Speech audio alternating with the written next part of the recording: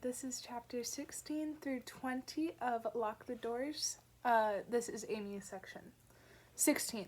There are no sweets at home because Mom says they're bad for you, so the boy is going to be disappointed. But her lie worked because he walks into our house and up the stairs and into Will's old room, and she says, "What do you think?" He doesn't reply. He just walks over to Will's toys and starts touching them, which I'm not happy about. Mom turns to me, "Well done, sweetheart," and my heart jumps because she hasn't called me that in a long time. Dad isn't smiling. The look on his face is new and strange, but Mom hugs him and says, "It will be okay." It's what we all keep saying, and I hope it's true. I watch them as they watch the boy pick up my brother's things. Mom's smile slips a bit. Dad blinks his eyes dry, and I try to feel better. This is what she wanted, but she doesn't look pleased. She looks like she's trying to be, the same way I do when someone gives me a present that I didn't ask for. When Dad leaves, I go with him, but Mom doesn't move. Eventually, she comes down, holding the boy's hand, and she's wearing her old face, but you can still see her new face underneath. "What would you like for dinner?"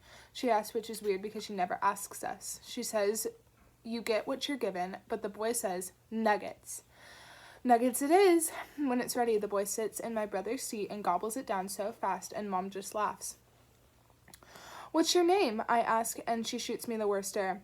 "You know what his name is. His name's Will." "No, it's not," the boy says. "It's Logan." "No," Mom says. "It's Will." He looks confused and stops eating.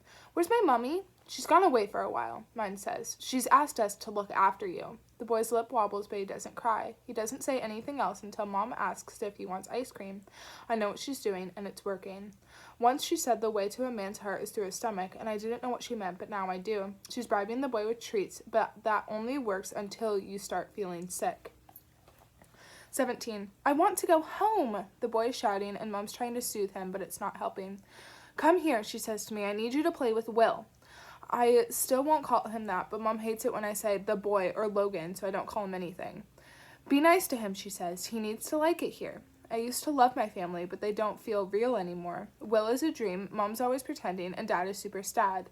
I still love my brother, even though he's gone, and every night I talk to him. You must go somewhere when you die, or what's the point? That's why I apologize and tell him how bad it is now, because I know he's listening. I can't apologize to Logan. It's against the rules, so instead I ask him about his mom. "Is she kind?" I say, and he thinks about it, then nods. "When can I go home?" he asks, and I shrug because we're not allowed to give definite answers. We have to be vague so he doesn't think this is forever. "I want to see my mommy," he says. "Your mommy likes to spoil you, doesn't she?" He nods, and I say, "Does your mommy spoil you?" The boy shakes his head, and I'm happy for half a second because this is important. It's called planting seeds of doubt, and I know I've done a good job. "Do you have anyone to play with at home?" I ask, and I feel stupid because I shouldn't have said home, not unless I'm talking about here. That's a banned word, and there's so much to remember, and I'm not as good as I thought.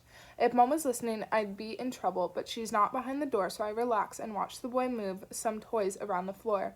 He looks like he doesn't know how to play, so I show him, and sometimes he laughs, and it sounds good because none of us have made that noise for ages. I don't laugh back because I can't anymore, but it still feels nice to hear it. Afterward, Mom says, "Well done, Amy," and then she locks him in. 18. I can't sleep because I can hear Mom's voice through the wall. She reads to him every night like she used to read to both of us. We would climb into Will's bed and Mom would say, "Is there room for 3?" And we'd somehow all fit, and my brother would fall asleep to the stories I knew by heart. I used to love those books, but not now. Mom does the same voices, and I want to bang on the wall and scream, "Stop!" because those are our stories. They're Will's stories.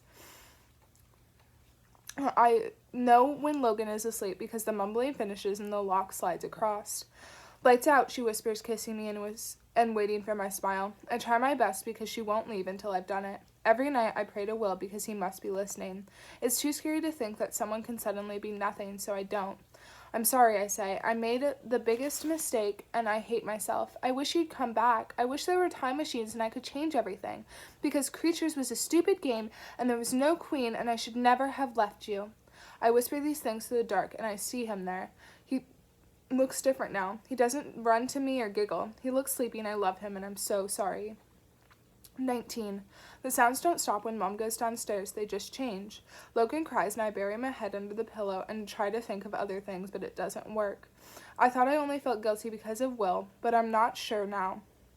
What if there are some things you can't make better, no matter how hard you try? Sometimes I talked to my brother when he was supposed to be sleeping. He would say funny words that sounded even funnier through the wallpaper, and he would still be giggling when Mom went into his room and sang him back to sleep. I could talk to Logan the same way and tell him not to cry, but I don't. I'm scared because Mom said this would make everything better. She said some people need saving, and the boy in Will's bedroom was one of them. I don't want our family to break, so I did what she said, but it's still breaking. Eventually the crying stops, but if I listen carefully, I can hear something else.